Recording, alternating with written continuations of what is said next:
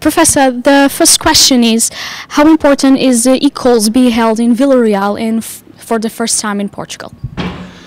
I think it's I'm sorry.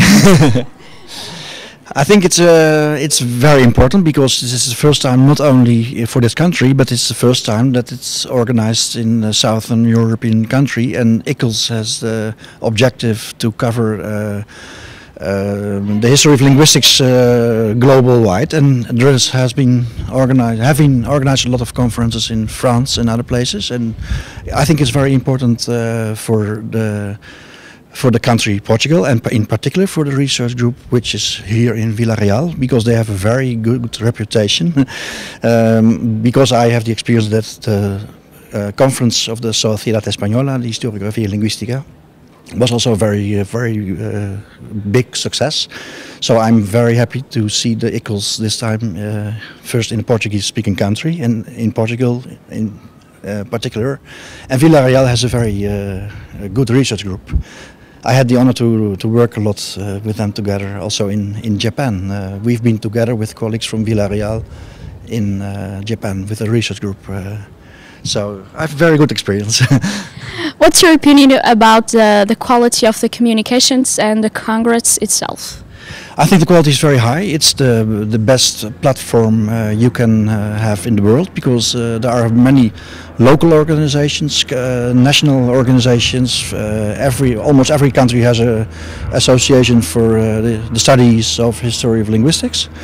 And there is only one which has the global objective, and I think the quality is very high. And of course, always there are two different objectives: the presentations and the book. And in the book there's not so very much space, and that will be always a question of selected papers together maybe with other publications. So the quality is always guaranteed in the books by John Benjamins, and I think it's also very important to give the opportunity to younger scholars to present preliminary results of their research. So that's very important to see also younger scholars, of course.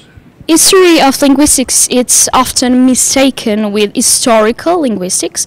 In your opinion, why is this happening? I think it's a misunderstanding, and mostly caused by those who do not work with the history of linguistics. There's a kind of ignorance because many sources are never studied or never edited. So if many scholars do not know where they are talking about, they say that it's not so relevant for their studies. History of languages has been studied much in the 19th century until today. It's less popular, but it's getting to be getting back, I think. But the history of linguistics actually still increasing, and I think it's very interesting to know that so many things were done in the past which are also relevant for the study of linguistics today. And those who study descriptive linguistics today, they do of course a very important work, but if you miss the historical link, I think this could give you extra. They can open more horizons, particularly if we talk about manuscripts and texts which were never studied well in the past. We know that Portuguese is not a scientific language, but after the ICHoLS be done in here in Portugal, you think that probably the situation will change? The Portuguese passes like a scientific language? I think Portuguese is a scientific language, no doubt about that. But we have our academic reasons, and I always accepted Portuguese as a very important scientific language. Of course, the publishers, the publishing house, have to think about how many copies will be sold of their books. And I can understand why a book must be in English, and I also edited a couple of books which were bilingual, and it was Spanish and English, and usually they accept 60-40% or 70-30% with more English in it. And that's only an economical reason. I think there's no reason at all to not to include the Portuguese language as one of the most important languages of the world. And I think here there's a lot of Portuguese, and I think it's important that the presentations can be in Portuguese. And but I don't think that this conference will change that attitude, of course. But it's important that it is here.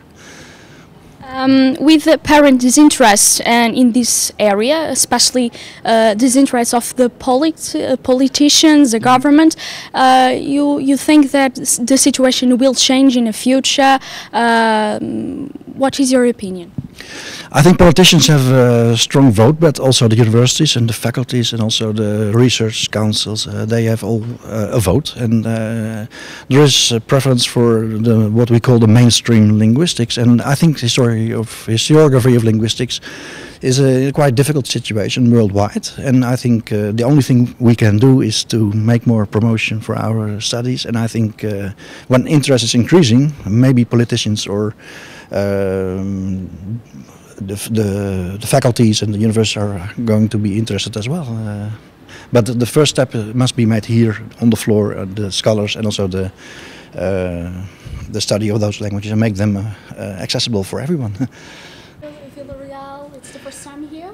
Yes, I enjoy it very much. It's a very nice place, and I've never been here before. And the last time in Portugal was a long time ago, and it's a very positive experience.